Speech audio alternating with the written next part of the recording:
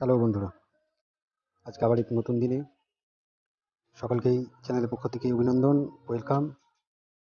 আজকে দেখাবো শীতকালীন অন্যতম ফুল গ্যাজেনিয়া সম্পর্কে। দেখতে পাচ্ছেন যে গ্যাজেনিয়ার যে আকর্ষণীয় লুক মনকে আকৃষ্ট করে এবং করছে। আমার কাছে বেশ কয়েকটি রকমের গ্যাজেনিয়া রয়েছে। একটি কয়েকটি বাই কালার রয়েছে। দেখতে পাচ্ছেন এই গ্যাজেনিয়া শীতের শেষেই কিন্তু এর ফুলের সংখ্যা খুব দ্রুত হারে বৃদ্ধি পায়, বিশেষ করে জানুয়ারি বা ফেব্রুয়ারি প্রথম দিকে, গরম ঠিক পড়ার আগে।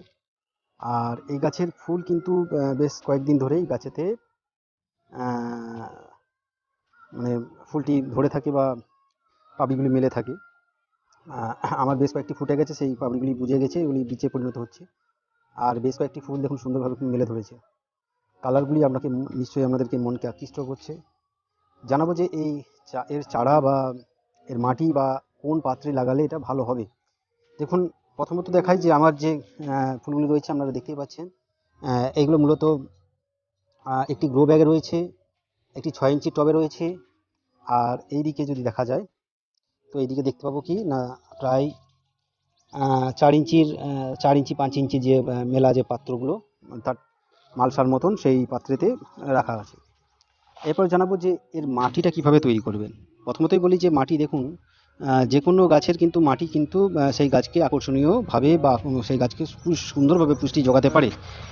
আপনারা এই এই যে গ্যাজেনিয়ার জন্য যে মাটিটা, সেটা শীতকালীন যে আমি ফুলের জন্য মাটি বলেছি, সেই একই মাটি আপনাদেরকে তৈরি করতে হবে, অর্থাৎ হালকা এবং ময়েশ্চারযুক্ত, বা মাটিতে যেন একটা হালকা ময়েশ্চার থাকে। তা নাহলে কী হবে যে হয়তো গাছে দেখবেন গাছ বৃদ্ধি পাচ্ছে, কিন্তু ময়েশ্চার না থাকার জন্য গাছে সুন্দরভাবে ফুল আসছে না। আপনাদেরকে বলি যে প্রথমত এই গাছকে নার্সারিওয়ালার কাছ থেকে কিনে নিয়ে আসার সময় কালারগুলো একটু দেখে নেবেন, জিজ্ঞাসা করে নেবেন যে কী কী কালার। হয়তো বলে দিতে পারি যে বাই কালার আসবে বা সিঙ্গেল কালার আসবে। অনেক সময় এই পিঙ্ক কালার বা পিঙ্কের মাঝে মাঝে কালো, লালের মাঝে কালো, অথবা হলুদের মাঝে হলুদের মাঝ বরাবর দেখুন এই যে লুকটা আছে, হলুদের মাঝে যে গেরুয়া বা বাদামি কালারটা আসে। এই গাছটা নিয়ে আসার পর কী করবেন না, দু একদিন অন্তত বাড়িতে এনে রাখবেন, তারপরে বেশ ভালোভাবে মাটিটা তৈরি করে সেই মাটিতে লাগিয়ে দিন। দেখুন আমি যদি দেখাই আপনাদেরকে মাটিটা কত সুন্দরভাবে করা আছে। এই দেখুন এইখানে মাটি, হালকা রসযুক্ত মাটি রয়েছে। এই মাটিতে এই মাটিতে এই গাছটি যথেষ্টভাবে সুন্দরভাবে মেলে ধরেছে নিজেকে। আহ, দেখুন, গ্যাজেনিয়ার জন্য খুব বড় যে টবের প্রয়োজন তা নয়, কিন্তু আপনি মাটি যদি সুন্দরভাবে তৈরি করতে পারেন, তো 4 ইঞ্চি বা 6 ইঞ্চি বা 8 ইঞ্চি যে কোনো টবে, যে কোনো পাত্রে সুন্দরভাবে কিন্তু এই গাছ ফুল দিতে পারে। এবং আরেকটা বিষয় হচ্ছে যে এই গাছের ফুল কিন্তু খুব হার্ডি হয়, এবং গাছটাও খুব হার্ডি। দেখুন পাতাগুলো এত সহজে মানে নরম নয়, হার্ডি, শক্ত পাতা। আর যে জন্য এই গাছ সহজে নষ্ট হয় না। অন্যান্য গাঁদা বা অন্যান্য ফুলে যেমন বা আমি বলতে পারি মল্লিকা গাছ বা ডালিয়া গাছ, যেমন পাতা তার খুব নরম হয় ডালিয়া মল্লিকাতে, কিন্তু গ্যাজিনিয়ার ক্ষেত্রে সেই প্রবলেমটা থাকে না। আর এরপরে বলবো যে এই গাছটা লাগানোর পর কিন্তু 7 থেকে 10 দিন ছাড়া ছাড়া অন্তত একবার করে ফুল ভেজা জল দিন। আর যেভাবে বলেছিলাম আগের ভিডিওগুলোতে, সে একইভাবে কাজ করুন। আর পারলে একবার করে ফাঙ্গিসাইড 15 দিন 20 দিন ছাড়া ছাড়া একবার করে স্প্রে করুন। আর 20 20 20 বা 19 19 19 বা 18 18 18 যেটা পাবেন এনপিকের মধ্যে, লিকুইড ফরম্যাটে যেগুলো থাকে সেগুলোকে অবশ্যই জলে গুলে স্প্রে করুন।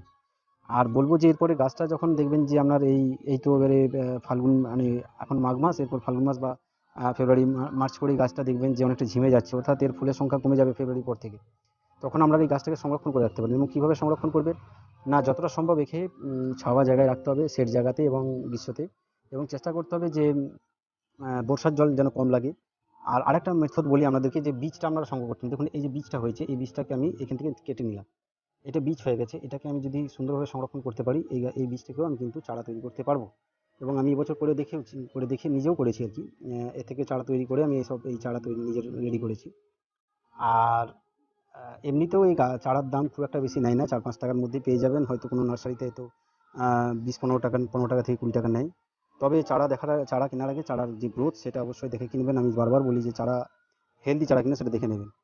আর মাঝারি মাত্রার চারা নেবেন, একবারে যেগুলো সদ্য গজিয়ে ওঠা চারা, সেই চারা নেবেন না। আশা করছি সামনের বছর আবার প্রত্যেকেই সুন্দরভাবে গ্যাজিনিয়া চাষ করতে পারবেন, এবং আপনাদের বাগানেও এই ফুলটি আলো করে ফুটে উঠবে, আপনার মনকে আকৃষ্ট করবে। ছাদ বাগানীদের যে মানে মূল উদ্দেশ্য যে ফুলে ভরিয়ে দেওয়া, নিশ্চয়ই গ্যাজেনিয়া আপনাদের সেই বাগানকে ভরিয়ে দেবে আশা করি।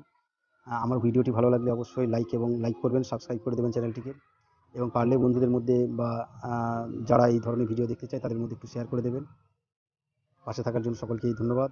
আমার ভিডিওটি দেখার জন্য আবার ধন্যবাদ। নমস্কার, আজ এই পর্যন্ত।